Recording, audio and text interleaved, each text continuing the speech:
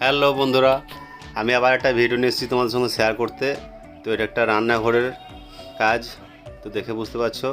তো আজকে ভিডিওতে আমি বলবো একটা রান্নাঘরে এরকম ধরনের কাজ করতে গেলে কত কী খরচ হতে পারে। তো তারই এটা একটা ভিডিও, তো একটু দেখে বুঝতে পারছো। যেগুলো দেওয়ালে একটু র্যাক করা আছে, গ্রানাইটের র্যাক, এবং গ্রানাইটটা পুরো এল প্যাটার্ন গ্রানাইট টেবিল করা আছে। তো প্রথমে বলবো আমি এটা রুমটার সাইজ হচ্ছে ভিতর 10 ফুট বাই 6.5 ফুট, 10 বাই 6.5 ফুটের রান্নাঘর সাইজ। আর এলিফ্যান্ট টেবিলটা, তো এখানে একটা দেখে বুঝতে পারছি গ্রানাইটের গার্ডওয়াল করা আছে। ফাঁকা জায়গাতে একটা ফ্রিজ থাকবে, যাতে করে ফ্রিজের সাইডে কোনো মালপত্র না পড়ে যায়, যার জন্য এই গার্ডটা করে দেওয়া হয়েছে এবং দেখতে ভালো লাগছে। আর এটা একটা মুখে একটা পটি দেওয়া আছে মোল্ডিং করে, 1/2 ইঞ্চি উপর দিকে তোলা আছে, যাতে করে টেবিলটা ওয়াশ করার সময় জলগুলো সাইডে না পড়ে যায়, যার জন্য এটা করে দেওয়া হয়েছে। তো দেখে বুঝতে পারছো, আশা করছি এরকম ধরনের কাজ হয়।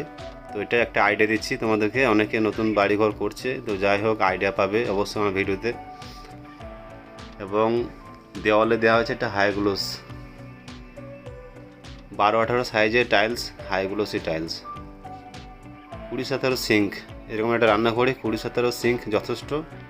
তো এরকম একটা রান্নাঘর করতে গেলে মিনিমাম 22 থেকে 25 হাজার টাকা খরচ হবে। 22 থেকে 25 হাজারের মধ্যে এরকম রান্নাঘর অবভিয়াসলি হয়ে যাবে। তো দেখে আশা করছি বুঝতে পারছো। আমার ভিডিওটা অবশ্য ভালো লেগে থাকলে লাইক, কমেন্ট এবং শেয়ার করবে বন্ধুরা। আমার চ্যানেলটাতে যারা নতুন আছে তারা সাবস্ক্রাইব করে নেবে, আর ফেসবুক থেকে দেখলে তো অবশ্যই ফলো করে নেবে। তো কেমন লাগলো বন্ধুরা অবশ্যই তোমাদের মতামত জানাবে। তো ম্যাট ফিনিশ টাইলস আছে নিচেতে, আর দেওয়াল আছে হাই গ্লোসি টাইল, এগুলো কোটা স্টোন, যেগুলো র্যাকগুলো দেখতে পাচ্ছি। থ্যাংক ইউ বন্ধুরা।